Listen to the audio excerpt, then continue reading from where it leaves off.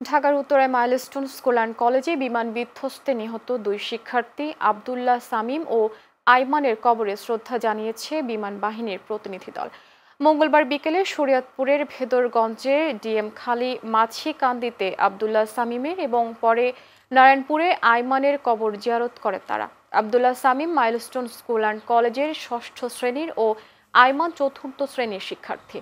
শ্রদ্ধাঞ্জলি অর্পণ শেষে কবর জিয়ারত করেন তারা এবং সামিম ও আইমানের পরিবারের সদস্যদের সঙ্গে সৌজন্য সাক্ষাৎ করেন। বিমান বাহিনীর উইং কমান্ডার আলামিন বলেন, মাইলস্টোন দুর্ঘটনায় নিহতদের পর্যায়ক্রমে রাষ্ট্রীয় মর্যাদায় শ্রদ্ধা জানানো হবে। এ সময় বিমান বাহিনীর সদস্য, নিহতদের স্বজন ও স্থানীয়রা উপস্থিত ছিলেন।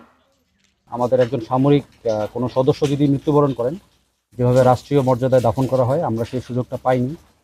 পর্যায়ক্রমে আমরা সবগুলো যারা শহীদ বাচ্চা স্কুল স্টুডেন্ট তাদের সবার কবরে গিয়ে পূর্ণ সামরিক মর্যাদা প্রদান করছি বিমান বাহিনী প্রধানের নির্দেশে।